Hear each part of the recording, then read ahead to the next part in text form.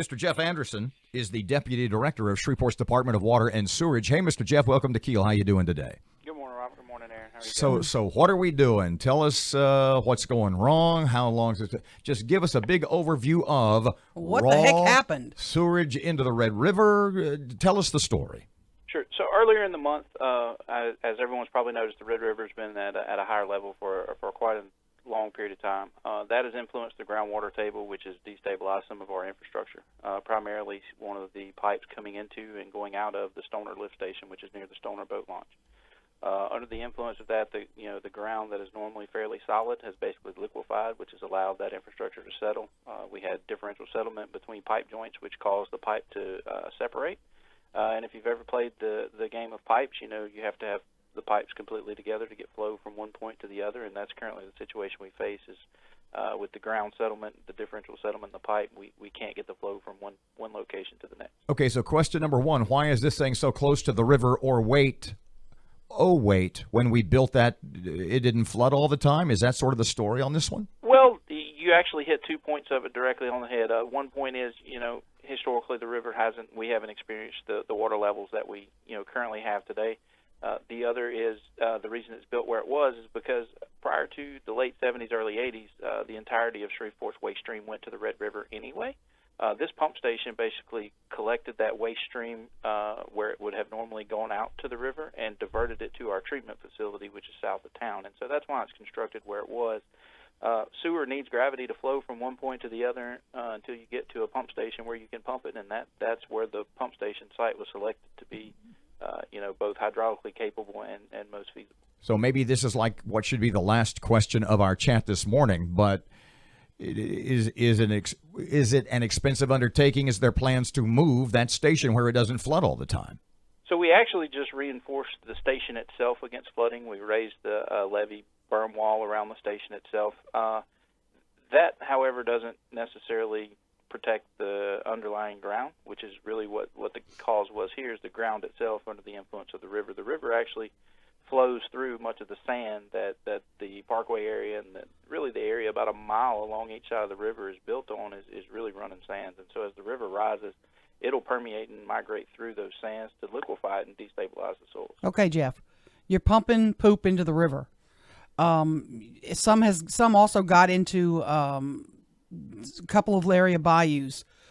Why do we have to do this? Are there other alternatives that we've looked at? So again, as I mentioned, primarily sewer flows downhill basically, and the smaller water bodies that are being impacted are basically uphill of the lift station that's affected.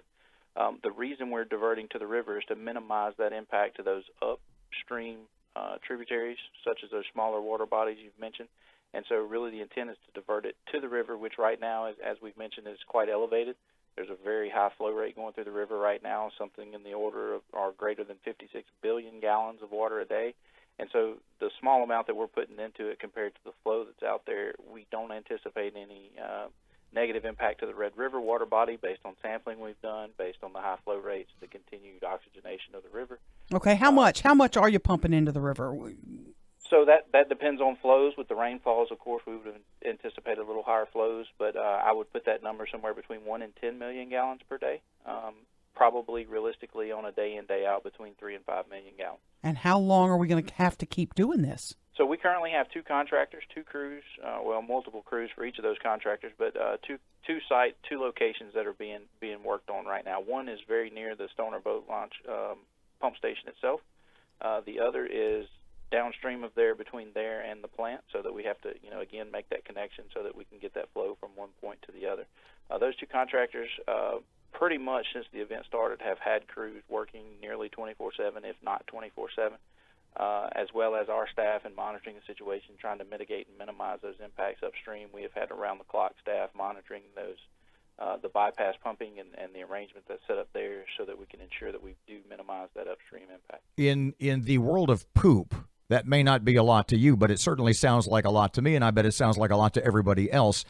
My question would be, as you are working frantically to correct the problem, how long before somebody governmental other than yourself, like the EPA, or what kind of papers do you have to file? Do you have to tell anybody you're pumping poop, and how much poop can you pump Gee whiz, sorry, before you get in trouble. No, absolutely. That's a great point. And as we are required, as you mentioned, we're bound by regulatory groups, the Environmental Protection Agency, DEQ, and others. But yes, we have noticed anytime we have what's called an SSO, which is basically, as you mentioned, where poop goes where it shouldn't go, we do notification based on the scale of that. This one obviously being a large event, our immediate phone call was to Louisiana State Police Hazmat Office, and then we followed that up with notification to DEQ. We had actually put DEQ on pre-notice due to some of the other earlier issues we had on the sewer front in battling those river water levels. And so we did let them know. Originally, the event that started this was water coming into the lift station. That pipe had been destabilized, so we were simply pumping around that section to the existing lift station and then using it to pump to the plant. However, eventually over time, the pipe that we pumped from that pump station to the plant, again, also was destabilized. And so when that event occurred, which we had already pre-noticed that we were experiencing issues, when that event occurred is when the bypass. Now we're both alliterative. Yeah. That was awesome. Jeff, the work that's going on at Champion Lake, Correct. is this related to that? Absolutely. So Champion Lake is that site which is between the Stoner lift station and the Lucas treatment plant. And so that is the intermediary position that we're trying to make that pipe connection back whole so that we can get flow all the way through. That area, as you mentioned, also is experiencing high waters, which, again, has destabilized those soils, which if you're trying to dig in sand, usually wet sand is fairly compact, but when it's actually liquefied, it's like digging a hole in the ocean. You take a scoop out and then immediately replenishes with the liquid soils in the surrounding area. So we are battling that in a near 24/7, if not fully 24/7 operation by one of our contractors. Any goal, again, on completion? We're aiming for weeks in to within a week, so hoping for good progress later this week and into the weekend. We're ideally eyeing first of the week, but in talking with the contractor, we do anticipate it could take upwards of 7 or 10 additional days. Just again, depending on weather, the rains that we've had the past 2 nights, when you have open excavations, those haven't helped at all. We are well pointing to try to dry out that ground and make it more stable so that we can actually perform the repair. And so battling Mother Nature, it's a tough thing. We do anticipate a 7 to 10 day period.